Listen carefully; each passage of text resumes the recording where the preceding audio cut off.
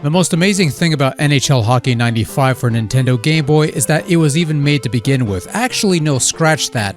The fact that they followed this up with a sequel in NHL 96 is perhaps even more amazing. And folks, we already looked at NHL 96 on Game Boy about a year or so ago. Spoiler, it's not very good. At least pretend you're shocked by this revelation. And this initial effort from Electronic Arts, Mindscape, and Probe to bring the perennial EA NHL series to the portable Game Boy is more or less the same thing, aside from the difference in rosters, obviously. Feature-wise, it's about the same as the console editions at the time. You have all the available NHL teams of the 94-95 season, plus 2 All-Star teams, but no actual players because this version is lacking the NHLPA license. You can play a single regular season game, partake in the playoffs in either single elimination or the traditional best-of-7 series, or you could test your shootout skills. There's a 16-digit password system for resuming seasons and playoff runs, and you can toggle penalties and line changes if desired. For the most part, the same options you get from playing the Super Nintendo or Sega Genesis versions of this same game. The menus, while a bit cramped on the small Game Boy display, are easy to navigate, and each game is preceded with a sportscaster dude hyping up the game you're about to attempt to play. And that's about the extent of the positives to be had with NHL Hockey 95. And if you've already seen my review of NHL 96 on Game Boy, first off, my condolences.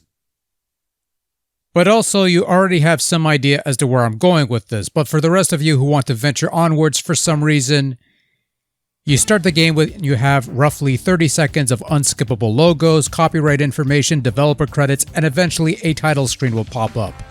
Add another 10 seconds or so if you're playing this on the Super Game Boy so that they could load up the special custom border and color palette that, well, this game has Super Game Boy compatibility, so I'll give some credit there.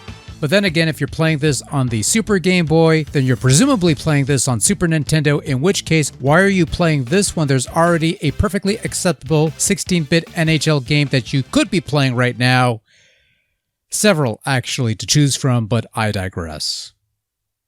In any event, the actual gameplay is pretty abysmal. First off, note the graphics, which maintains the same sprite scale as the console versions, and they look alright in still imagery, but not so much in motion at what can charitably be measured at 10 frames a minute. However, because they retain the sprite scaling, that means you have very reduced visibility on the rink, which makes setting up potential plays and scoring opportunities and passes very difficult.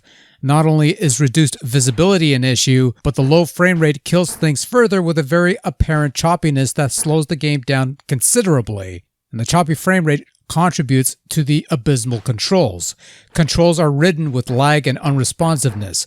Moving your player with a D-pad isn't the smoothest thing around, which is sadly to be expected in this mess. And despite having only 2 buttons for passing and shooting, you'd figure they'd at least work, but they don't. Sometimes it takes about 3 or 4 button strokes to get my player to pass the puck or shoot a shot, or whatever needs to be done involving pressing buttons, or doing anything beyond turning off the game. As for the AI, every once in a while, it'll score by accident, but for the most part, it fumbles about much like the frame rate. As far as sound is concerned, the less said the better, and let's just leave it at that.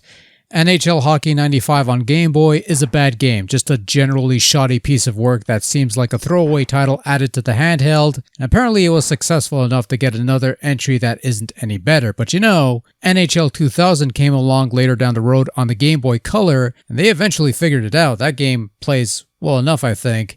And it's also backwards compatible with OG Game Boy and even has Super Game Boy borders and color palettes. So that is an option for a decent take on EA's NHL games on the platform if you want to go that route. But otherwise, just stick with the console versions and give 4 shades of NHL 95 puke green gross misconduct for unsportsmanlike. Actually, never mind, that sounds fucking stupid. Good night.